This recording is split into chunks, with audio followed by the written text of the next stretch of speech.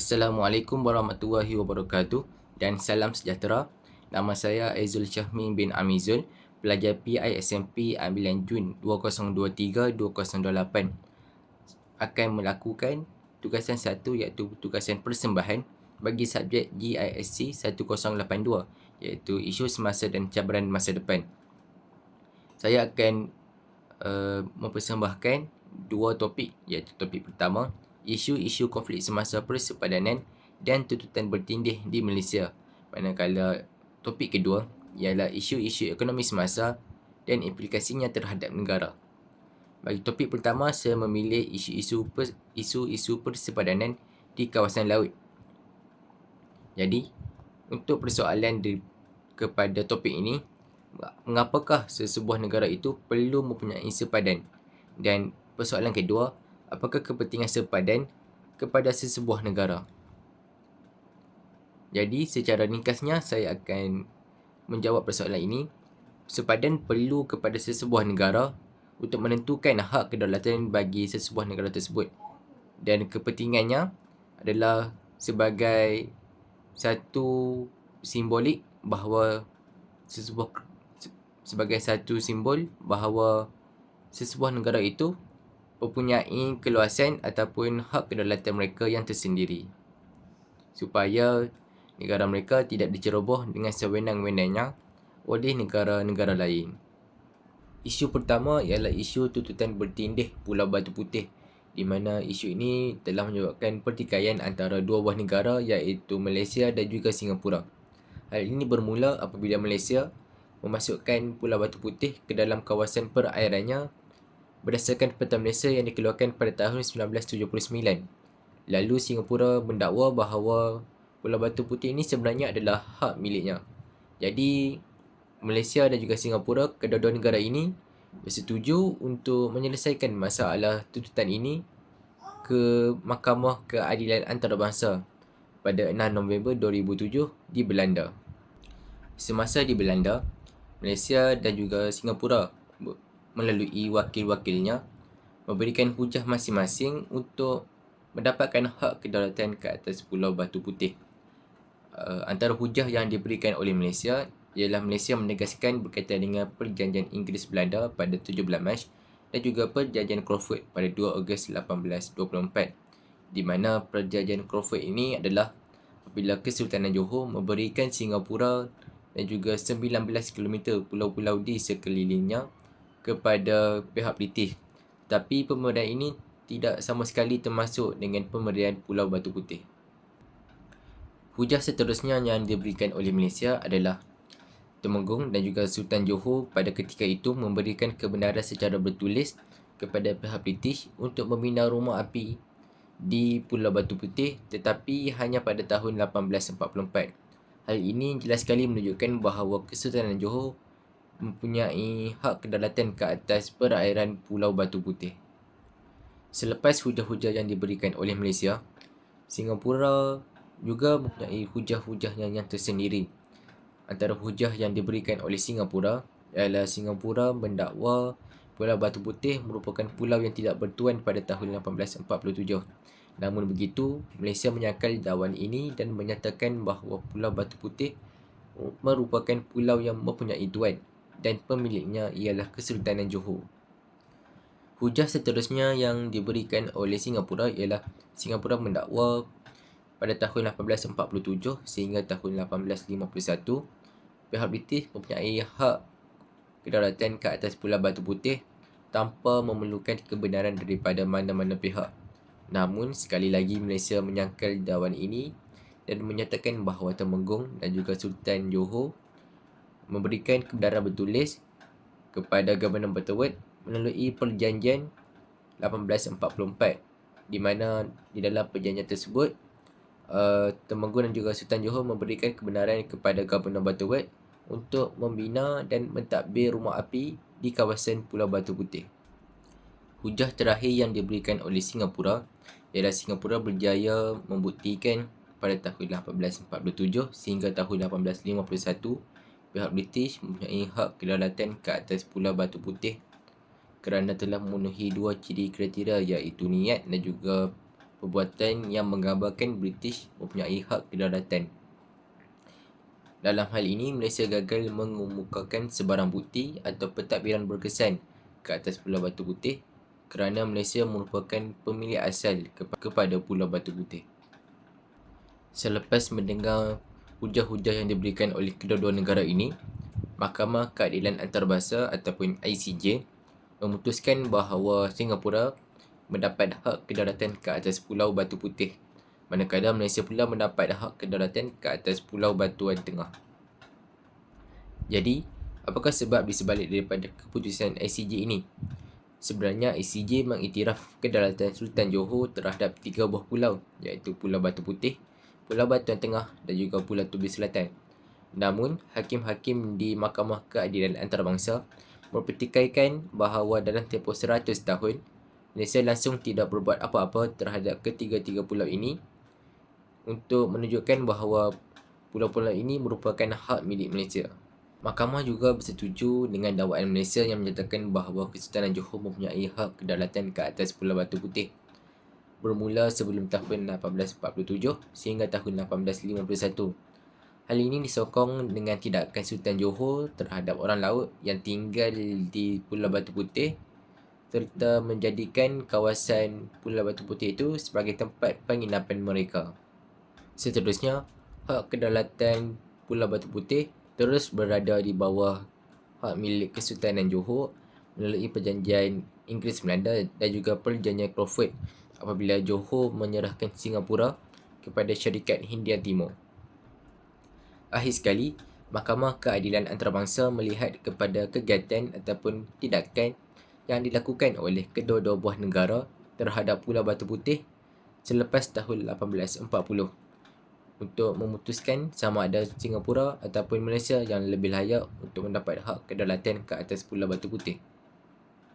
Jadi, tindakan Malaysia terhadap Pulau Batu Putih ialah proses pembinaan rumah api serta sistem lampu selat dan juga peraturan perikanan Johor pada tahun 1860.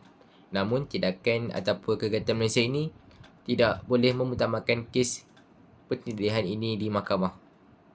Singapura juga mempunyai beberapa kegiatan yang mereka lakukan di Pulau Batu Putih. Antaranya penyiasatan Singapura berhubung kapal karang dan perairan Pulau Batu Putih serta permohonan kebenaran pegawai Malaysia untuk membina kerja ukur di perairan Pulau Batu Putih. Jadi, Mahkamah Keadilan Antarabangsa menimbang fakta-fakta ini dan memutuskan untuk memberikan hak kedaulatan ke atas Pulau Batu Putih ini kepada negara Singapura, dan negara Singapura telah mempunyai hak kedaulatan ini sejak tahun 1980 lagi. Jadi, kita akan beralih kepada isu yang kedua pula. Seterusnya, isu kedua ialah isu tuntutan bertindih bagi Pulau Ligitan dan juga Pulau Sipadan. Jadi, kedua-dua pulau ini terletak di negeri Sabah dan Pulau Sipadan merupakan sebuah pulau yang diwartakan sebagai tempat perlindungan bagi hidupan liar pada tahun 1993. Isu pertindihan antara kedua-dua pulau ini berlaku antara dua negara iaitu Malaysia dan juga Indonesia. Ia bermula apabila Malaysia mengeluarkan peta Malaysia yang baharu pada tahun 1979 dan meletakkan Pulau Sipadan dan juga Pulau Ligitan ini di dalam peta Malaysia. Maka Indonesia tidak berpuas hati dengan perkara tersebut. Sebenarnya Pulau Sipadan dan juga Pulau Ligitan ini telah pun ditadbir oleh Malaysia sejak dulu lagi. Dan isu pertikaian ini telah pun bermula sejak tahun 1969 dan dipergiatkan pada tahun 1991. Hal ini kerana pada tahun 1991 Malaysia telah pun membina beberapa kemudahan pelacongan di pulau-pulau tersebut dan menyebabkan Indonesia mengambil langkah untuk mempertikaikan hak kedaulatan Malaysia terhadap kedua-dua pulau tersebut. Seterusnya, Malaysia dan juga Indonesia bersetuju untuk melakukan rundingan pada 26 Mac 1980 di Kuantan, Pahang. Wakil Malaysia pada waktu itu ialah Datuk Hussein On, manakala wakil Indonesia pula ialah Presiden Soeharto. Jadi apabila mereka melakukan rundingan di Kuantan ini, mereka tidak berjaya untuk menentukan sama ada pulau Sipadan dan Legitan ini adalah milik Malaysia ataupun milik Indonesia. Maka mereka beralih kepada rundingan di peringkat ASEAN, tetapi pada peringkat ASEAN juga rundingan ini menemui kegagalan. Maka seterusnya pada 2 November 1998, Malaysia dan juga Indonesia bersetuju untuk membawa kes tuntutan bertindih ini ke Mahkamah Keadilan Antarabangsa di Belanda. Dan akhirnya pada 3 Jun 2002 di Belanda, Malaysia dan juga Indonesia menghantar wakil-wakilnya untuk memberikan hujah bagi mendapatkan hak kedaulatan ke atas Pulau Sipadan dan juga Pulau Legitan. Jadi antara hujah yang diberikan, bagi pihak Indonesia, mereka mendakwa bahawa mereka telah melakukan perjanjian lisan dengan Malaysia terhadap kedua-dua pulau tersebut pada tahun 1969. Tetapi Malaysia menafikan tuduhan tersebut dan menyatakan bahawa kedua-dua pulau tersebut merupakan hak milik negeri Sabah. Pada 17 Disember 2002, Mahkamah Keadilan Antarabangsa memutuskan bahawa Malaysia mendapat hak kedaulatan ke atas Pulau Legitan dan juga Pulau Sipadan. Hal ini kerana pihak Malaysia dan juga pihak British membangunkan kedua-dua pulau ini dengan sangat ketara berbanding dengan pihak Indonesia dan juga pihak Belanda. Sebab seterusnya adalah disebabkan oleh kedudukan kedua-dua pulau ini yang begitu hampir dengan Malaysia berbanding dengan Indonesia. Dan sebab yang paling penting adalah melalui perjanjian British pada tahun 1878 dengan Kerajaan Sulu, di mana Kerajaan Sulu memberikan Sabah kepada Kerajaan British, dan Sabah ketika itu dikenali sebagai British Borneo, manakala tuntutan Indonesia adalah sebahagian daripada perjanjian di antara pihak British dan juga pihak Belanda pada tahun 1891. Sebelum mengakhiri topik pertama, iaitu isu persepadanan di kawasan laut, iaitu ada dua isu, iaitu isu di Pulau Batu Putih dan juga isu di Pulau Legitan dan juga Pulau Sipadan. Jadi terdapat persamaan dan juga perbezaan terhadap kedua-dua isu ini. Jadi persamaannya untuk kedua-dua isu ini ialah negara yang mempertikaikan isu persepadanan ini membawa kes ini ke Mahkamah Keadilan Antarabangsa di Belanda untuk menyelesaikan isu ini. Manakala persamaan yang kedua adalah pertikaian ini bermula apabila negara kita Malaysia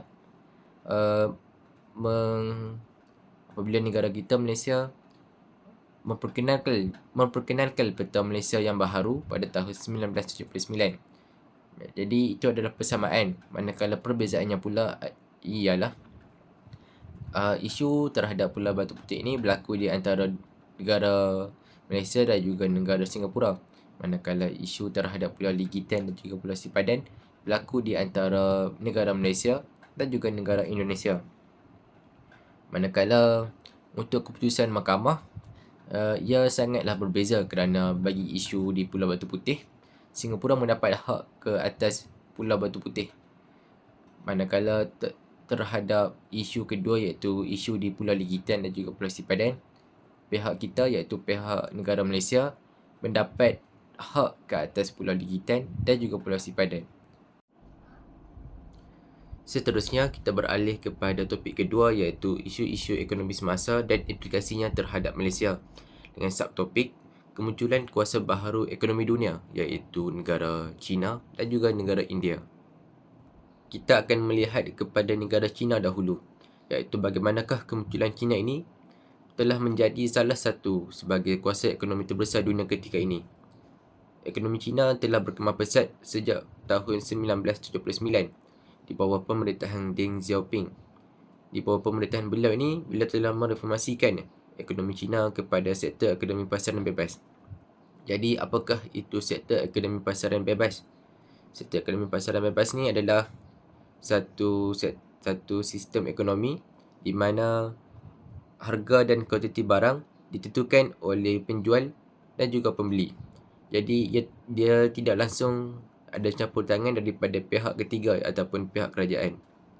Jadi perkembangan pesat tersebut berlaku disebabkan oleh kemunculan pelbagai kapitalis Cina seperti fabrik ekspor, bursa saham dan juga pelaburan asing. China berkembang sebagai salah satu ekonomi dunia dengan adanya beberapa faktor. Faktor pertama adalah disebabkan oleh negara China mempunyai populasi penduduk yang ramai. Hal ini telah diambil inisiatif oleh kerajaan China dengan menyediakan banyak peluang pekerjaan kepada penduduk-penduduk di negara China. Ketika ini, kekuatan China adalah disebabkan oleh tenaga kerjanya yang murah dan terlatih di samping potensi pasaran domestik yang besar. Kelebihan ini membolehkan mereka menghasilkan barangan pada skala yang besar dengan harga yang murah dan berdaya saing. Jadi, apabila negara China ini menawarkan banyak tenaga buruh, ia telah menarik minat pelabur asing untuk datang dan mendirikan kilang di negara China. Faktor perkembangan ekonomi China yang kedua adalah apabila negara China mengamalkan dasar pintu terbuka.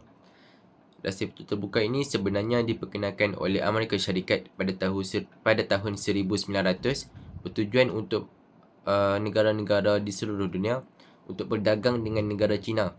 Hal ini untuk membuka peluang kepada pelabur-pelabur asing terutamanya dari negara-negara barat yang maju untuk melabur dan berdagang di negara China.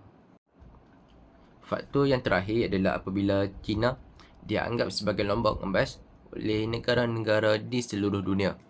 Hal ini apabila kemasukan pelabur dan golongan kapitalis untuk membuat pelaburan di negara China disebabkan oleh faktor negara ini mampu mendapatkan ataupun mampu mendatangkan keuntungan yang besar kepada negara-negara yang melabur di China. Hal ini juga disebabkan oleh penduduk-penduduk di China terkenal dengan sikap mereka yang suka berniaga. Apakah kesan di sebalik perkembangan ekonomi China ini kepada negara kita?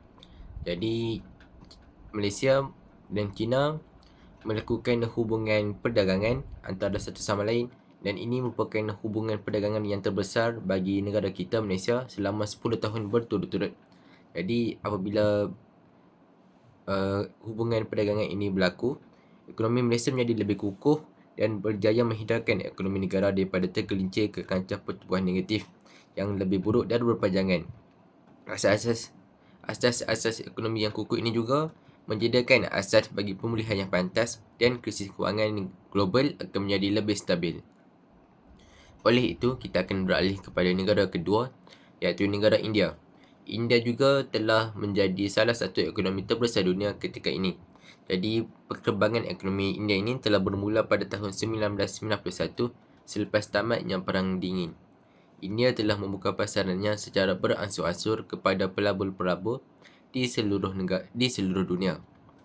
Jadi, dengan bermulanya pembaharuan ekonomi dan pengurangan kawalan kerajaan terhadap perdagangan dan pelaburan asing ini, sehingga akhir tahun 90-an, India telah berjaya untuk menjadi kuasa baru ekonomi dunia. Seperti mana negara China, India juga mempunyai beberapa faktor yang telah mendorong mereka untuk menjadi salah satu kuasa ekonomi terbesar di dunia. Faktor pertama adalah tenaga kerjanya yang sangat ramai. Jadi kerajaan India telah memperkukuh tenaga kerja sebanyak 509.3 juta orang dan sektor yang paling utama di negara China adalah sektor pertanian, sektor perkhidmatan dan juga sektor perindustrian. Antara hasil pertanian utama di negara India adalah beras, gandum dan juga ubi kentang. Manakala sektor perindustrian utama bagi negara India ialah pembuatan kereta, simen dan barangan elektronik. Faktor yang kedua adalah negara India mempunyai sumber alam yang sangat banyak. Sumber alam semula jadi seperti arang dan juga petroleum mendapat permintaan tinggi daripada negara-negara lain. India juga mempunyai sumber alam berupa minyak dan gas tetapi dalam kuantiti yang sangat terhad. Dan sumber alam ini masih dalam proses cari gali. Faktor terakhir bagi perkembangan ekonomi India ini adalah apabila negara India telah meningkatkan keluaran dalam negara kasar ataupun KDNK. Peningkatan KDNK bagi negara India adalah sebanyak 9.4% dan pada tahun 2018, India telah menjadi negara ekonomi ke-8 terbesar di dunia. Tetapi dari segi kuasa beli pengguna, India telah menjadi India mempunyai kedian kereta 5 terbesar di dunia. Kesan kemunculan India sebagai salah satu ekonomi dunia yang terbesar turut memberi kesan kepada negara kita, iaitu Malaysia. Jadi apabila India menghantar buruh-buruhnya untuk membantu Malaysia dengan memberikan tenaga kerja yang banyak dengan kadar kos yang rendah. Selain itu, minyak sawit yang diimport daripada Malaysia ke India juga merupakan kesan perdagangan dalam ekonomi negara yang kian meningkat. Dan akhir sekali, tenaga-tenaga kerja ini seperti buruh telah memberikan pelaburan yang sangat besar kepada negara kita untuk projek-projek infrastruktur di seluruh Malaysia. Apa yang dapat disimpulkan daripada perkembangan ekonomi China dan India ini adalah pada era pembangunan ini, ekonomi dunia semakin rancak berkembang dengan pesat. Maka negara-negara yang maju daripada segi ekonomi seperti China dan India ini mampu untuk menguasai ekonomi dunia. Maka sebagai negara yang berbangun, Malaysia perlulah mengambil inisiatif ini dengan mengadakan hubungan perdagangan dengan negara-negara yang maju daripada segi ekonomi.